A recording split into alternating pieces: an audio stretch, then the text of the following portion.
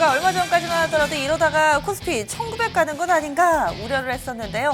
어느덧 서서히 회복하기 시작해서 2000선 근처까지 왔습니다. 하지만요, 이 분위기를 온전히 즐긴 분이 몇 분이나 계실까요? 오늘도 양 경기장의 분위기가 엇갈린 가운데서도 상당히 좀 이 투자하시는 분들도 희비가 많이 달라졌습니다. 과연 오늘 경기에서는 어떤 부분을 교훈 삼아 내일 경기를 준비해봐야 될까요? 오늘 함께해 주실 분 해설위원회 토마토 투자클럽 부장금리 전문가 모셨습니다. 안녕하세요. 네, 안녕하십니까. 전문가님은 그동안에 좀 이렇게 안도랠리 좀 즐기셨어요?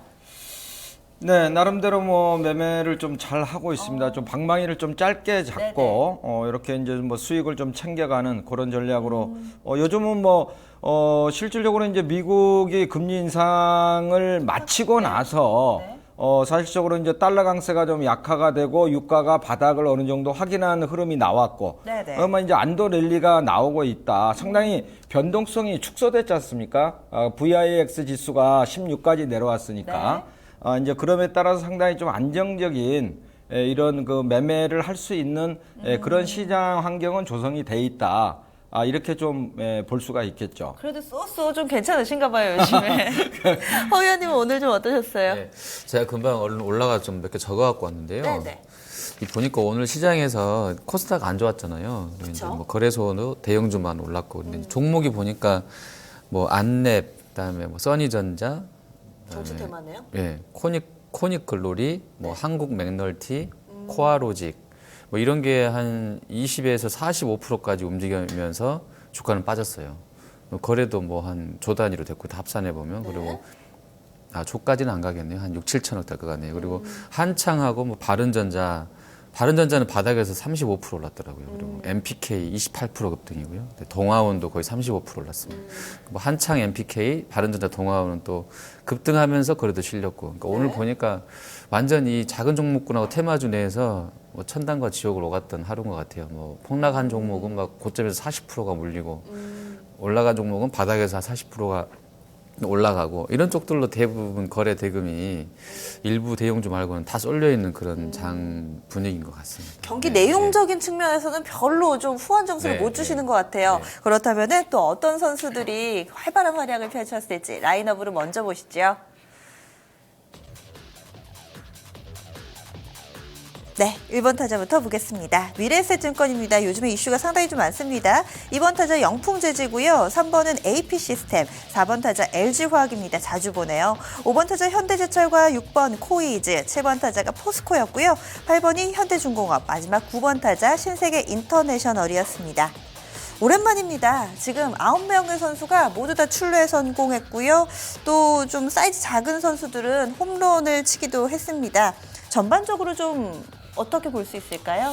네, 오늘 시장은 이제 두 가지로 특징을 좀 말씀드릴 수가 있는데, 첫 번째는 지금 외국인들이 오늘 선물 쪽에서 이제 1조 원 넘게 자금이 들어왔죠. 네, 맞아요. 네. 그다음에 기관 쪽에서는 금융 투자가 또 이제 상당히 3천억 이상 이렇게 들어왔고, 이 전형적인 배당 양세입니다. 맞아요. 네네. 네. 그래서 이제 우리가 이제 다음 주 월요일 날이 배당 부 아닙니까? 네, 그렇죠. 그래서 이 다음 주 월요일까지는 이런 장세가 상당히 이어질 개연성이 저는 높다 이렇게 보고 있고요. 네. 오늘 이제 바닥권에서 뭐 철강주라든지 오늘 뭐 이제 우리 선수 라인업에 많이 들어가 있는데 네. 모처럼 네, 맞아요. 아무튼 이제 그런 뜻으로 좀 배당 매력을 가지고 움직였다고 좀 봐야 되는 것이고요.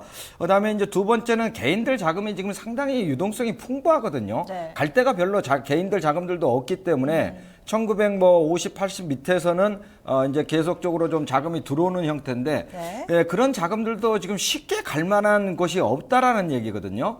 왜 그러냐면은 기관이나 외국인들이 방향성을 뚜렷하게 잡아주지 않기 때문에 지수보다는 종목 쪽에 치중하는 흐름이 나오기 때문에 지금 뭐 대선 테마주들이라든지 중국 소비와 관련해 가지고 뭐 투자를 받았다 이러면은 뭐 계속 상한가를 치고 가는 이런 흐름으로 가고 있다. 그래서 이런 장세는 제가 이 앞주에도 말씀을 드렸습니다마는 지금 내년 장세를 보는 듯한 예고편이 지금 나오고 있다.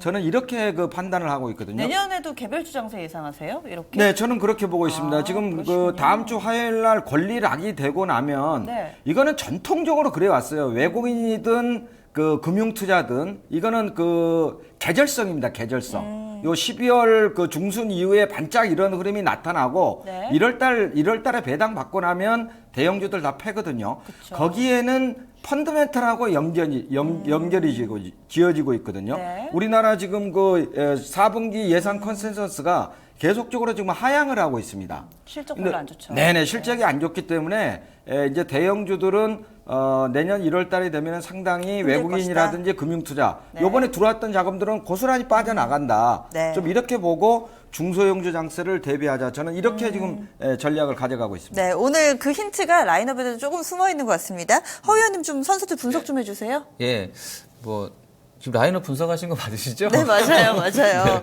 지금 크게 자, 선수들만의 예. 특징 좀 잡아주신 네. 것 같고요. 4번 타자 LG화학 들어와 있는데 이게 6, 7에 넘어가면서 약간 좀 힘이 딸리는 맞아요. 것 같더라고요. 네, 조금 네. 그랬는데 그래도 뭐 신고가를 갱신했다라는 의미가 네네, 예, 있죠. 예, 네. 뭐 LG화학은 뭐 의미가 있겠고요. 4번 잘 친 것 같습니다. 그럼 네. 포스코도 오랜만에 뭐 들어와 있고요. 네. 현대제철도 괜찮습니다. 코이즈는 반기문 테마주들 상한가. 아까 뭐 티커로 지나가는 뉴스 보니까 뭐 나도 할 때는 세게 한다 뭐 이렇게 발언하셨다는데 코이즈가 상한가에 있었고요. 네.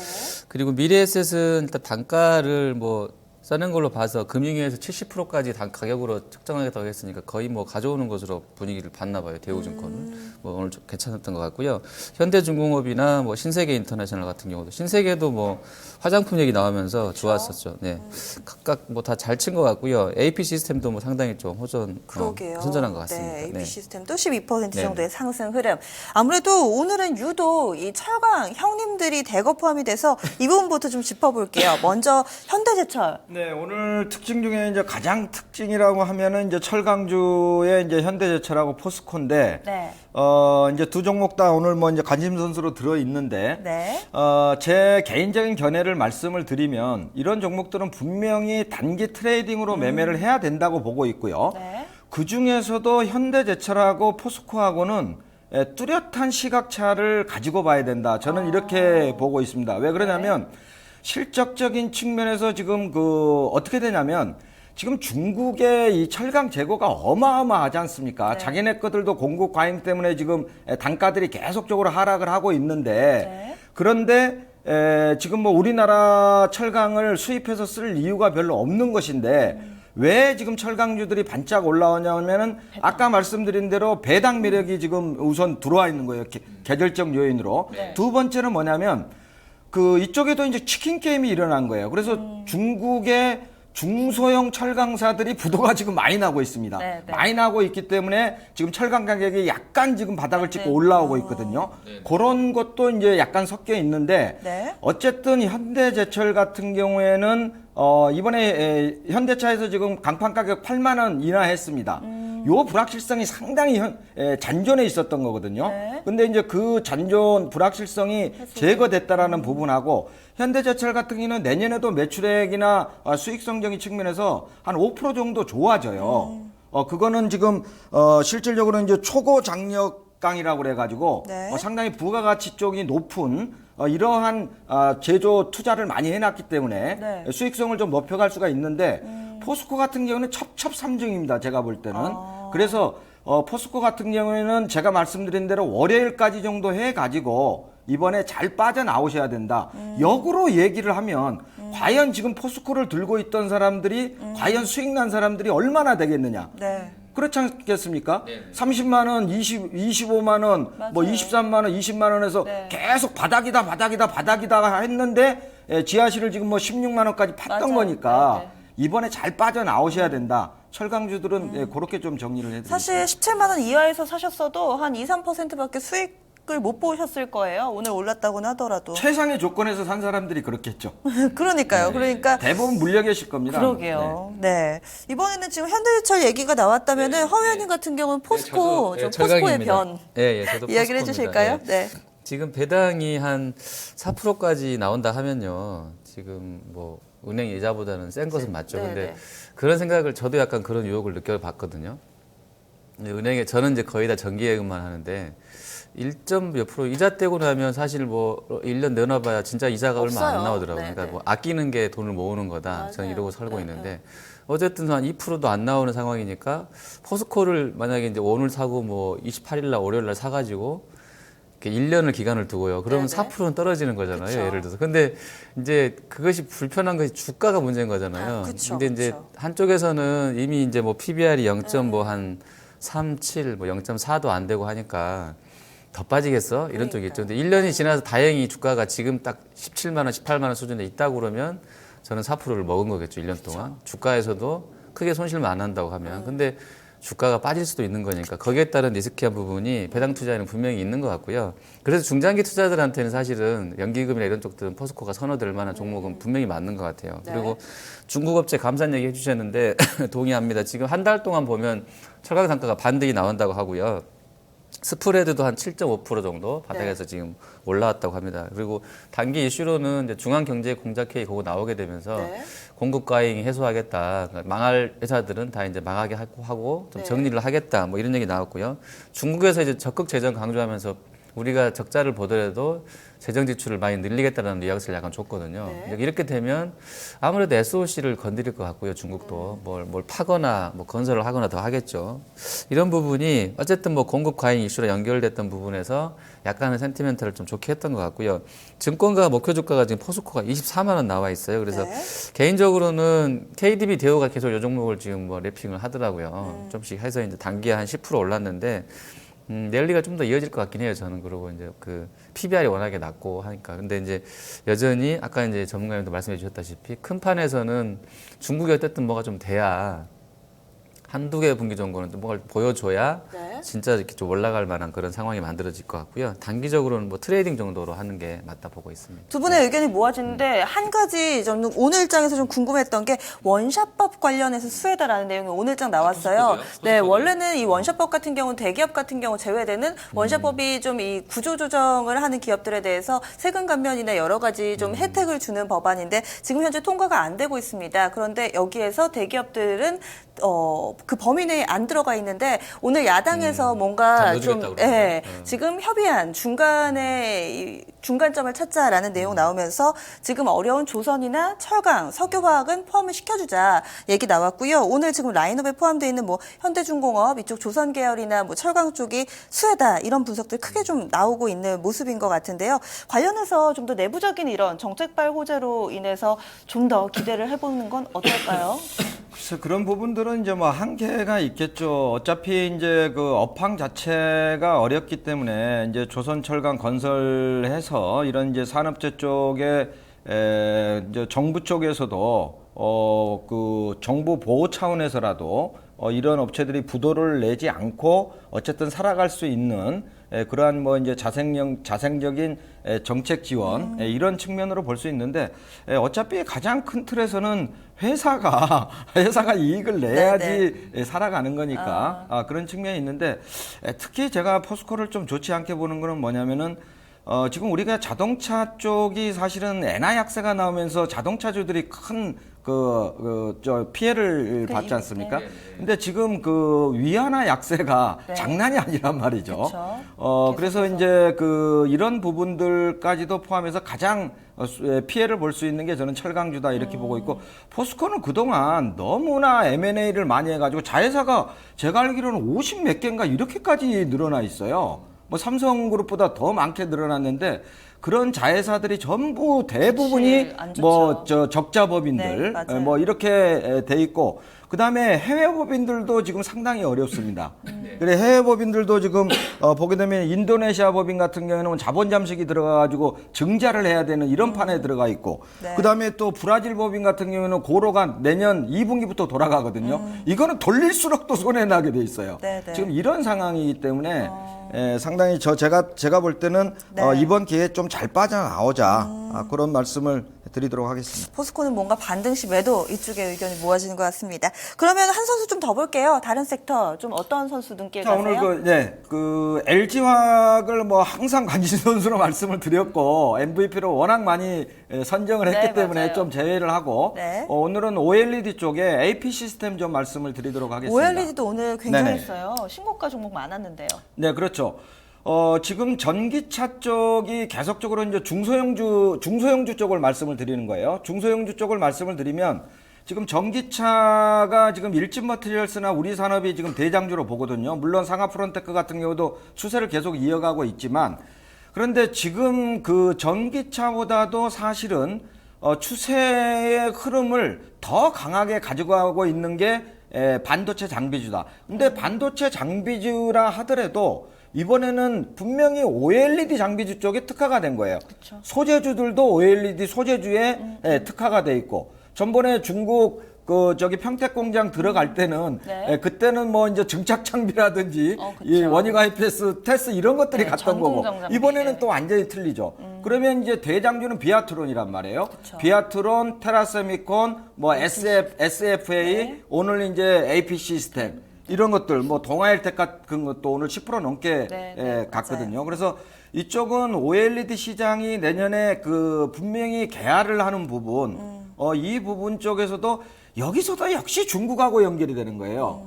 물론 이제 그 LG 디플이 제일 앞장을 서서 가고 네. 그다음에 삼성 디스플레이도 투자가 이루어지지만 네. 지금 뭐 중국 쪽에서의 이 OLED 투자 이게 지금 뭐 BOE라든지 네. 뭐 BID라든지 이런 데들이 엄청나게 지금 수요가 몰리기 때문에 중국 쪽의 수요로 인해 가지고 사실은 그 모멘텀을 받아간다. 그러면은 지금 AP 시스템만 하더라도 내년에 지금 매출이 한 17%, 3,324억. 네. 그다음에 영업이익이 262억, 92% 네. 거의 더블 정도가 좋아진단 말이에요.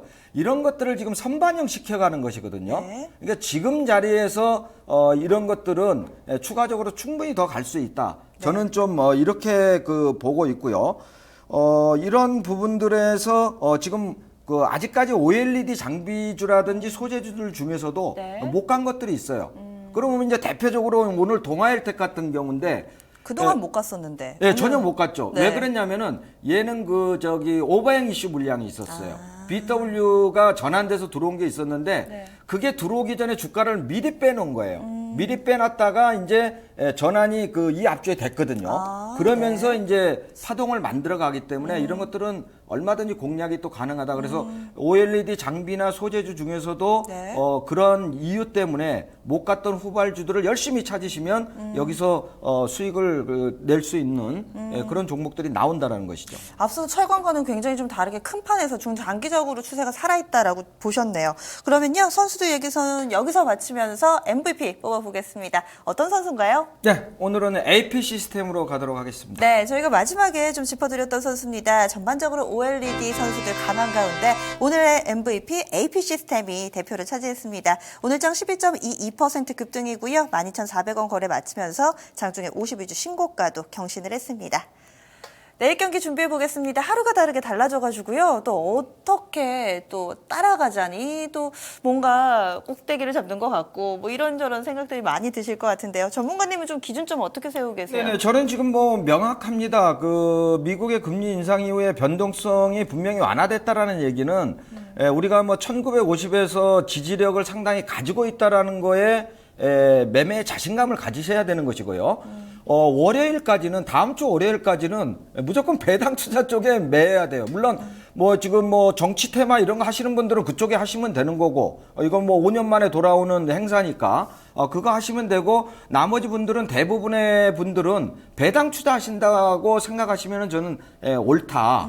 이렇게 좀 보고 있거든요. 그래서 네. 거기에서 제가 내년에 이제 중소형주 장세를 미리 준비하자 이런 말씀을 좀 드리는 이유는 뭐냐면 지금 밸류에이션이 우리나라뿐만이 아니라요. 미국, 영국, 중국, 프랑스, 독일 전부 다 지금 영업이익 컨센서스가 하향을 하고 있다라는 것이거든요. 네. 그런 부분들에서 대형주들이 강하게 지금 코스피가 2,050을 뚫고 갈 수 있을 만한 그런 힘이 없다고 저는 보는 거고 배당 낙이 이루어진 이후에는 상당한 또 대형주의 매물이 출회가 될 것이다. 네. 이렇게 좀 정리를 하고 있기 때문에 역시 지금 뭐 4분기에 좀 영업이익 증가되는 부분을 보니까 뭐 미디어라든지 유통, 의료 이런 것들이 나오는데 월요일까지는 배당주 쪽에 관심을 가지고 좀 매매를 하고요. 네. 그다음에 이제 내년도에 넘어가서 또 내년도 4월달에 총선이 있지 않습니까? 그렇죠. 그러면 정책 관련주들이 지금 움직이는 게 그 정치 테마주보다는 정책 관련주들 이런 것들이 지금 얘기가 많이 나오고 있거든요. 벌써부터 맞아요. 네. 벌써부터 나오고 있기 때문에 신공항이라든가 뭐 이런 부분들. 네네네 그렇습니다. 그리고 우리가 전체적인 큰 흐름을 본다고 하더라도 네. 7월 달까지 올해를 좀 정리를 해보면 네네. 코스피는 4월 달까지 갔다가 4월 달부터 하락을 했어요. 꺾였어요. 네. 근데 코스닥은 1월 달부터 7월 달까지 갔죠. 상반기에 가고. 네네, 후반기에. 788까지 갔다가 네네. 완벽하게 다시 이제 고향 앞으로 돌아왔고요. 네. 그 다음에 코스피 같은 경우는 1800까지 갔다가 2050까지 다시 올라오는 또 흐름이 올라왔고. 네. 이게 상반기와 하반기의 흐름 차이란 말이에요. 그러면 지금 이렇게 펀더멘탈이 따라주지 않는 상태에서는 네. 내년 초에도 상반기에는 어차피 중소형주 장세로 갈 수뿐이 없다라는 결론이 나온다라는 것이죠. 네. 네, 그래서 그런 지금 7월 달부터 계속 누워가지고 이렇게 쭉 그 잠수 탄 것들이 있습니다. 이런 종목들이 내년 상반기에 주도적으로 이제 실적과 성장성을 겸비한 종목들 이런 종목들이 주도적으로 치고 갈 것이다. 올해 초같이 말이죠. 네. 올해 상반기 같이. 저는 그렇게 좀 그 전략을 세우고 있습니다. 네. 다음 주 월요일까지 주식을 보유하고 계셔야지만 배당을 받으실 수가 있습니다. 굳이 배당을 받지 않더라도 이 부분을 이용한 트레이딩 전략 아이디어가 있었는데요. 아마 관련된 선수도 있을 것 같아요. 내일장 클린업 트리오 발표해 주시죠. 자, 내일은 그 말씀드린 대로 배당에 좀 초점을 맞췄는데요. 3번 타자는 전기차 관련주인 NS고요. 4번 타자 SK텔레콤, 5번 타자는 GS로 선정을 했습니다. NS가요. 신규 상장을 할 때도 상당히 물 들어올 때 노를 잘 저었던 선수잖아요. 네네네네. 어떤가요? 그 2차 전지를 만들기 위해서는 4가지 공정이 필요한데요. 그 4가지 공정 중에서 패키징하고 디캐싱 장비를 이제 턴키로 만들 수 있는 회사입니다. 그리고 실적적인 측면에서도 내년에 뭐 한 51%, 557억에 81억, 한 50% 정도 영업이익도 늘어나는 네. 이러한 실적의 성장성이 상당히 모멘텀이 있는 종목이기 때문에 지금 기술적인 흐름으로 보면은 차트 보시면 알겠지만 지금 5음봉이 나온 다음에 오늘 음봉을 저지시키겠다라는 양봉을 출현시켜 놨기 때문에 이런 것들은 내일 반등이 나올 수 있다. 이렇게 보고 지금 3번 타자로 추천을 했고요. 4번 타자하고 5번 타자는 뭐 같은 개념입니다. 네. 같은 개념으로 지금 뭐 배당주의 대표적인 종목이 그래도 그쵸. SK텔레콤 아니겠습니까? 그런데 지금 한 6년 동안 9,400원 쭉 배당을 하다가 지금 10,000원을 배당을 하겠다 이렇게 컨퍼런스에서 계속 강조를 해왔기 때문에 네. 조만간에 제가 볼 때는 내일이나 모레가 됐든 월요일 정도가 됐든 네. 10,000원을 발표할 것이다. 저는 이렇게 보기 때문에 네. 지금 또 주가가 완전히 바닥권에 있지 않습니까? 그다음에 내년에 좀 ASP가 좀 높아지기 때문에 네. 내년 실적도 좀 괜찮을 것 같고 이런 것들이 좀 움직일 거라고 보고 있고 네. GS도 마찬가지입니다. 같은 배당주다 하더라도 업황이라든지 실적이 좋은 것들 중에서 네. 지금 GS도 3% 정도 배당하거든요. 배당 매력 있지 않습니까? 그렇죠. 그다음에 이제 고도화 설비가 가장 또 잘 돼 있는 업체고 GX 칼텍스 실적 호조가 있고 네. 또 외국인들이 주주로 주요 주주로 좀 들어와 있거든요. 네. 그런 데서 이제 배당 압력이 좀 높아질 것이고 그런 측면에서 네. GS도 뭐 내일 한번 다시 또 움직일 수도 있다. 이렇게 좀 네. 보고 추천을 했습니다. 전략적인 관점에서 보면은 이 종목들 이 배당 받는 것까지도 가능한가요? 아니면 배당락 전에 빠져나오는 게 더 좋을까요? 아니죠. 상황 봐서 SK텔레콤이나 GS 같은 경우에는 배당을 반등이 받고 넘어가도 상관이 없는 것이고 네. 이제 포스코나 현대제철 이런 것들은 배당만 얼른 받아 먹고 나와야 되는 것이고 이렇게 좀 다르게? 구분해서 말씀을 드리겠습니다. 네, 알겠습니다.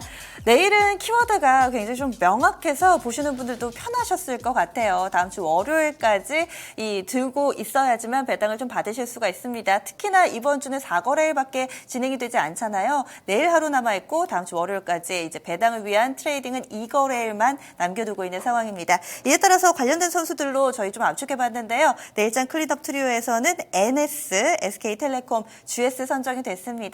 내일 또 경기를 관람하시는데 이 선수들 위주로 보신다면 더욱더 재밌지 않을까 싶습니다. 저희가 전해드리는 내용은요. 투자에 대한 조언입니다. 투자 성향에 맞게 어떻게 활용하느냐에 따라서 수익이 되고 또 어떨 때는 손실이 되기도 합니다. 남은 시간 곰곰이 생각해 보시고요. 내일 경기 더욱더 재밌게 즐기기 위해서 남은 오후는 또 에너지 보충 하셨으면 좋겠습니다. 내일 이 시간에 뵙겠습니다. 고맙습니다.